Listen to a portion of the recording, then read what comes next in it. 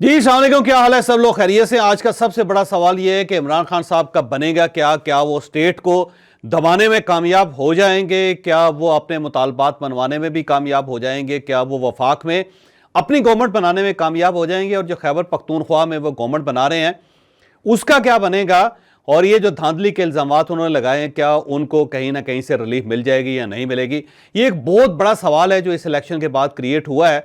हम पूरी तफसील के साथ आज के वीलॉग में इस सवाल का जवाब तलाश करेंगे। 8 फरवरी के जब इलेक्शन हुए थे और उसके बाद उसके नताइज आना शुरू हुए थे, तो मैं पहला शख्स था मीडिया के अंदर जिसने ना सिर्फ उन नताइज को तस्लीम किया था बल्कि यह भी माना था कि हमारी तवक्कुआत के बरक्स इमरान खान साहब को बहुत ज़्यादा वोट पड़े हैं और स्टेट ने, सियासी जमातों ने जितने भी उनके हाथ बांध सकते थे वो सब ने बांध के देख लिए, लेकिन इसके बावजूद इमरान खान साहब के वोटर बाहर निकले हैं और उन्होंने सबसे ज़्यादा इमरान खान साहब को वोट दे के उन्हें अपनी हमायत का यकीन दिलवा दिया है। और उसके बाद मैंने ये कहा था कि अब इमरान खान साहब के मैंडेट को पूरी कौम को तस्लीम करना चाहिए और अगर वफाक के अंदर हुकूमत बनाने का उन्हें हक मिल रहा है तो उन्हें हुकूमत बनानी चाहिए। और इसके साथ साथ अगर वो पंजाब के अंदर साइजेबल उनकी मेजॉरिटी मौजूद है, खैबर पख्तूनख्वा में तो वो ज़ाहिर क्लीन स्वीप कर गए थे, तो वहाँ पे भी उन्हें हुकूमतें बनाने का मौका मिलना चाहिए। तो मैंने सबसे पहले इस मैंडेट को तस्लीम किया था। मेरी अपनी इंफॉर्मेशन ये है कि इसे बाकायदा मुख्तलिफ जगहों पे तस्लीम भी किया गया। स्टेट ने भी इसको माना था, इलेक्शन कमीशन ने भी इसको माना और बाकी सियासी जमातें जो हैं वो भी मानने के लिए तैयार थी। बल्कि पाकिस्तान पीपल्स पार्टी पहली जमात थी जिसने वेलकम किया था पाकिस्तान तहरीक इंसाफ को। और ये एक इंफॉर्मेशन मिलती हुई नजर आ रही थी कि शायद पाकिस्तान पीपल्स पार्टी पाकिस्तान तहरीक इंसाफ की तरफ हाथ बढ़ाए और अगली हुकूमत जो होगी वो पाकिस्तान पीपल्स पार्टी और पीटीआई दोनों मिलकर बना लें। तो ये एक नज़र आ रहा था उस वक्त इस किस्म का इम्कान। लेकिन फिर इमरान खान साहब जब पब्लिकली अपीयर हुए और वो अदालत के अंदर आए और जितना उनका कॉन्फिडेंस लेवल था उसने हर चीज़ को हैरान कर दिया। फिर उन्होंने अदालत के अंदर रिपोर्टरों से बात करते हुए फौरी तौर पे जो पहला कमेंट दिया था वो ये था कि हम पाकिस्तान पीपल्स पार्टी, पाकिस्तान मुस्लिम लीग नून और एमकेएम के साथ मुज़ाकरात करने के लिए तैयार नहीं है और हमारे हक में डाका डाला गया है और हमें हमारा हक वापस दिया जाए, हमें हमारी सीटें वापस दी जाएं। तो जब उनकी तरफ से ये एहतजाज की कॉल आ गई, जब उन्होंने ये कह दिया कि हम तीनों बड़ी सियासी जमातों के साथ नहीं बैठेंगे, तो उससे ये पता चल गया कि इमरान खान साहब ने वक्त से लर्न नहीं किया, वो बल्कि ज़्यादा एग्रेसिव होके अब सामने आ रहे हैं, जो ज़ाहिर खतरनाक सी चीज़ थी। और उसके बाद जब फिर खैबर पख्तूनख्वा में चीफ मिनिस्टर नामजद करने का वक्त आया तो उस वक्त जब उन्होंने अली अमीन गंडापुर साहब का नाम लिया तो उसके बाद सब लोगों को यकीन हो गया कि इमरान खान साहब अब इस सिस्टम के साथ सरवाइव नहीं करना चाहते, वो इस सिस्टम को चलता हुआ भी नहीं देखना चाहते और उन्होंने पहली ईंट ही टेढ़ी रख दी है। उसके बाद जब फिर उन्होंने अपने वर्कर्स को जो कुछ कहना शुरू कर दिया, फिर उन्होंने अपने जो लीडर्स हैं उन सबको जो कहना शुरू कर दिया कि आप बाहर जाएं, एहतजाज करें। फिर उन्होंने एक एहतजाज की कॉल भी दे दी कि हफ्ते के दिन पाकिस्तान में पहली मरतबा एहतजाज किया जाएगा और फिर उसके बाद इस एहतजाज के अंदर इजाफा किया जाएगा। फिर IMF को ख़त लिखने के बारे में उन्होंने कह दिया कि IMF को हमारी तरफ से ख़त लिखा जाए कि जब तक पाकिस्तान के अंदर इस इलेक्शन की इंक्वायरी नहीं होती और फेयर एंड फ्री नहीं होती, यानी फेयर एंड फ्री से मतलब यह है कि इनके हक में नहीं होती, उस वक्त तक IMF पाकिस्तान को कर्जा ना दे और जो एग्जिस्टिंग एग्रीमेंट है उसको आगे ना बढ़ाए। तो इमरान खान साहब की तरफ से ये भी एक बयान आ गया। फिर उसके बाद जब उन्होंने पेशावर हाई कोर्ट से रिलीफ लेना शुरू कर दिया और उनके वो तमाम लोग जो ज़ेर ज़मीन थे और जिन सब के बारे में ख्याल ये किया जा रहा था कि वो बड़े तगड़े हैं इमरान खान साहब के बयानिए के मामले में, और जब उनको रिलीफ मिलना शुरू और उन्होंने दोबारा मीडिया के अंदर बातें करनी शुरू कर दी, फिर ट्विटर के ऊपर जो ट्रेंड चलाए जाने लगे इमरान खान साहब की तरफ से, पाकिस्तान तहरीक इंसाफ की तरफ से, उससे भी अंदाजा हो गया कि इमरान खान साहब पीछे हटने के लिए तैयार नहीं हैं।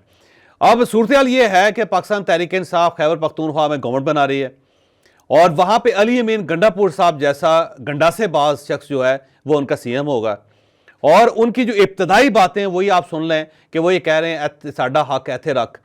साथ साथ वो ये भी कह रहे हैं कि जनाब हम मौलाना को पागल खाने में दाखिल कर देंगे। फिर वो ये भी कह रहे हैं कि हम यलगार भी करेंगे। फिर वो ये भी कह रहे हैं कि जनाब वफाक को हमें हमारा हिसाब देना पड़ेगा, हमारा हिसाब चुकता करना पड़ेगा। फिर वो ये भी कह रहे हैं कि जो ब्यूरोक्रेट्स हैं उनमें से जो अच्छे ब्यूरोक्रेट्स हैं उनको छोड़ के जो बाकी ब्यूरोक्रेट्स हैं उनको सजाएं भुगतना पड़ेंगी। यानी वो पहले से ही एक तकसीम की बुनियाद रख रहे हैं और अभी वहाँ पे गवर्नमेंट बनी नहीं है, अभी वहाँ पे असम्बली का इजलास भी नहीं हुआ, लेकिन उनका जो एक मुमकिन CM है वो जो कुछ कर रहा है वो सबके सामने है। फिर असलम इकबाल साहब को पंजाब के लिए नामजद किया गया, और असलम इकबाल साहब का मैं ज़ाती तौर पे बड़ा मद्दा हूँ। ये ख़ानदानी इंसान है और बड़े ही नफीस किस्म के बंदे हैं, इसमें कोई शक नहीं है। लेकिन उनके ऊपर 9 मई का एक टैग लगा हुआ था, फिर वो ज़ेर ज़मीन भी थे, वो छुपे हुए भी थे। फिर लियाकत अली चट्टा साहब की शक्ल में एक नया मुखबर सामने आ गया और उन्होंने वादा माफ़ गवाह बनने के लिए अंदिया दे दिया कि मैं असलम इकबाल साहब के खिलाफ वादा माफ़ गवाह बनने के लिए तैयार हूँ। वो एक सूरत हाल हो गई, और उस सूरत हाल में फिर आपने असलम इकबाल साहब को नामजद कर दिया CM के लिए।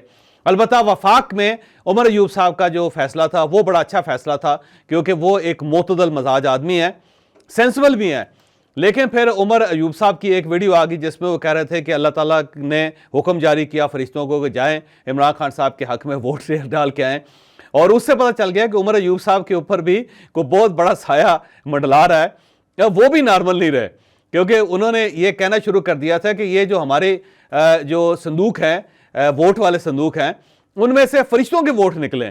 तो वो भी एक ऐसे लेवल पे चले गए हैं कि जहां से मेरा नहीं ख्याल कि वो अगर वज़ीर-ए-आज़म बन जाएं तो वो पाकिस्तान को अब को बेहतर तरीके से चला सकेंगे। वो मेरा ख्याल है पूरा मुल्क ही फरिश्तों के हवाले करके घर बैठ जाएंगे, और उसके बाद वो इंतज़ार करेंगे कि अल्लाह ताला की नुसरत आए और सारे काम ही वो अल्लाह ताला की नुसरत करे, जबकि हमें अपने हाथ ना हिलाने पड़े। तो ये सारी जो सूरत हाल हमारे सामने है, इस सूरत हाल से मुझे यूँ महसूस होता है कि इमरान खान साहब के लिए जो एक विंडो क्रिएट हुई थी, अब वो विंडो बंद होती हुई नजर आ रही है। अब इमरान खान साहब ने क्योंकि स्टेट को बाकायदा लाल रुमाल दिखाना शुरू कर दिया है, या स्टेट को लाल रुमाल समझ के अब उन्होंने अपने जो सेल है उसकी दीवारों को टकरे मारने शुरू कर दी हैं, तो ये चीज़ ख़तरनाक है।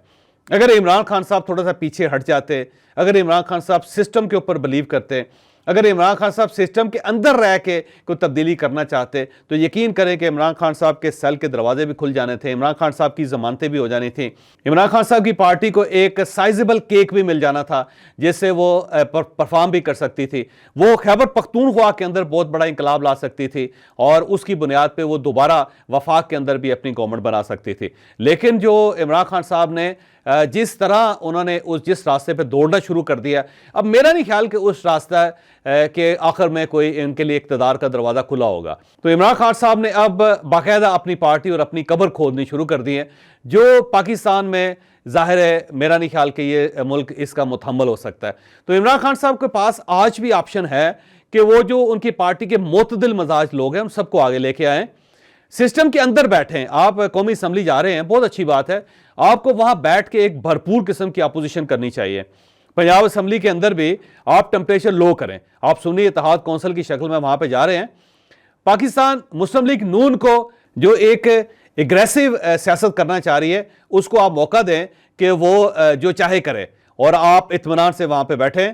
पहली मरतबा पूरी डिटेल के साथ पॉलिसीज बनाएं और स्पीकर साहब के सामने वो पॉलिसीज रखें, फिर पाकिस्तान के सामने पूरी आवाम के सामने वाइट पेपर्स बनाएं और वाइट पेपर्स आवाम को दें, फिर एक एक चीज़ की प्लानिंग करवाएं अपनी पार्टी में से, और उस प्लानिंग को फिर पाकिस्तान के सामने रखें, आवाम के सामने रखें, और इंतज़ार करें कि ये जो एक मसनूई इत्तेहाद बना है इसके अंदर दरारें आएँ, ये टूटे, और फिर एक नया इलेक्शन हो और आप एक भरपूर अवामी मैंडेट के साथ दोबारा वापस आएँ।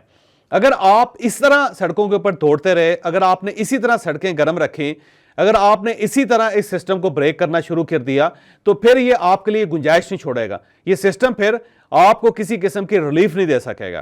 तो इमरान खान साहब एक ऐसे रास्ते पर निकल गए हैं जिसका एंड ठीक नहीं होगा।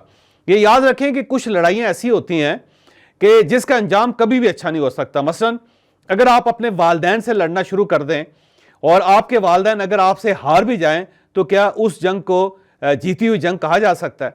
क्या आपकी फतह को फतह कहा जा सकता है? सेम इसी तरह कोई भी सियासी जमात जो वाकई सियासी जमात है, उसकी स्टेट के साथ लड़ाई बनती नहीं है, क्योंकि अगर वो लड़ाई चलती रहती है और आप उस लड़ाई को जीत जाते हैं, तो फिर उसका नतीजा क्या निकलेगा? स्टेट कमज़ोर हो जाएगी। जब स्टेट कमज़ोर हो जाएगी तो आप अगर उसके हुक्मरान बन भी जाएंगे तो आप फिर उस स्टेट को चला नहीं सकेंगे, क्योंकि स्टेट तो वीक होगी। ये बिल्कुल स्टेट कश्ती की तरह होती है कि आप कश्ती में बैठे हुए हैं और आपने उसी कश्ती के तख्ते तोड़ने शुरू कर दिए, और या आपने उसी कश्ती को आग लगा दी है, तो आप खुद कश्ती के अंदर हैं और उसे आग लगी हुई है, नीचे समंदर है, तो अब आप कहाँ जाएंगे?